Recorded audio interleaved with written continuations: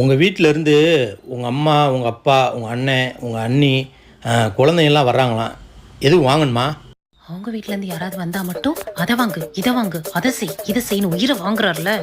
இன்னைக்கு மாட்டினாரு. ஆமாங்க, ஒரு பக்கெட் பிரியாணி வாங்கிக்கோங்க. மட்டன் பிரியாணி. மட்டன் பிரியாணிக்கு முட்டை மட்டும் தான் தருவாங்க. 65 சேர்த்து சொன்னால் தான் நல்லாயிருக்கும். ஆடு அதுவா வந்து மாட்டுது.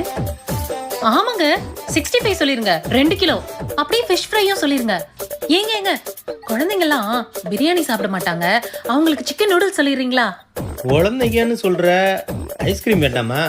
ஆமாங்க ஐஸ்கிரீமும் சொல்லிருங்க. சரி மச்சான், கேட்டுச்சா? வரும்போது இதெல்லாம் வாங்கிட்டு வந்துருங்க. எந்த மச்சான்? எந்த மச்சானா? உங்கள் அண்ணன் தாண்டி. எங்க அண்ணனா? அவன் தாண்டி வரும்போது ஏதாவது வேணுமா சொல்லுங்க, வாங்கிட்டு வர்றேன்.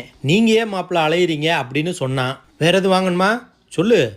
மச்சான் பேரு மதுரை.